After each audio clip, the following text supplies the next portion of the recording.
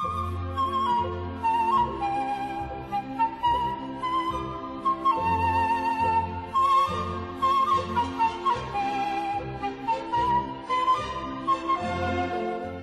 in Bath and this road is called Devonshire Buildings, and there's something pretty special directly beneath my feet named after this road. Should we go and take a look? Come on. After leaving Green Park Station and coming through Bath Junction, the Somerset and Dorset Joint Railway leads us to the infamous Two Tunnels. Opening in 1874, these were the longest tunnels in the UK to have no ventilation. I'm standing here 2 miles away from Green Park Station, heading towards Midford, at the entrance to Devonshire Tunnel. This tunnel is 409 metres long and it used to have a single standard gauge track running through. It took over 3,000 navvies to construct these tunnels, and all they were using were hand tools. Imagine digging through this just with hand tools.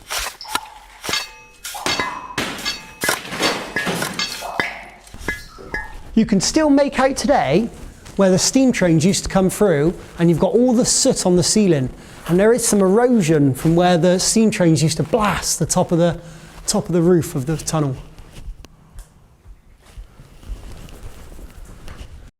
On the 20th of November 1929, disaster struck. A train leaving from standstill from Midford Station heading towards Bath failed to gain enough momentum on the steep gradient with its heavy load. It took much longer than usual to get through the tunnel, and due to the lack of ventilation, the driver, Henry Jennings, was overcome by smoke inhalation.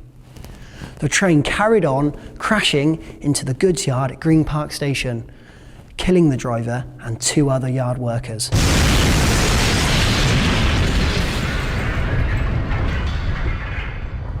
This tragedy resulted in weight restrictions on locos and the need for another engine to assist whilst travelling through the tunnels.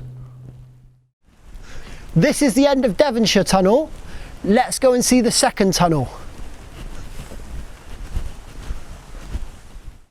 This is the entrance to Combe Tunnel. It's the longer of the 2 tunnels. It's 1,670 metres long. Let's get out of this rain and let's go and see what it's like inside. When walking through these tunnels, or similar tunnels, you might see these holes in the wall here. And this is to relieve water pressure that builds up behind these walls. And where you see natural rock, that just finds cracks and seeps through. But these are nice and dry. God, it's well made, isn't it? This is actually a good example of where the tunnel was mainly constructed of Staffordshire blue stone, but where the limestone was sound enough, they used that as well. They just left the rock there where they've carved out. And this is a great find here.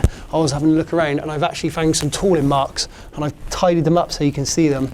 But that's where they would have drilled in and then packed it with dynamite and then blasted it to help create a tunnel. They're really good. There's one here, there's another one here, and I found some other tooling marks and straight in drill holes. Yeah, and all this black stuff that's all flaking off the side here, this is actually the soot from all the steam trains that used to come in through this tunnel. It's all the soot, all the steam train soot. You also might wonder what these archways are that are built into the side of the tunnel. Now these are actually refuges for the railway men that used to work on this railway line when it was live. And when the train was passing, they would have got into the closest refuge and waited till the train to pass, and then they can come back and carry on walking through the tunnel. And these ones have actually been filled up with concrete at the bottom. As you can see, there's the original stone. This would have gone straight down to the floor. And that's built there to stop people from hiding in there, because this is a public use tunnel, or to stop people urinating in there. And you might see on especially around pubs and old bridges, there'd be stones built into the side of the corners in little alleyways and stuff like that, and that's for the same reason. These tunnels fell victim to the Beaching Act in 1966 and laid abandoned for 44 years. But in 2010, they were given a new lease of life when work started to create Britain's longest walking and cycling tunnel. Let's go see something else.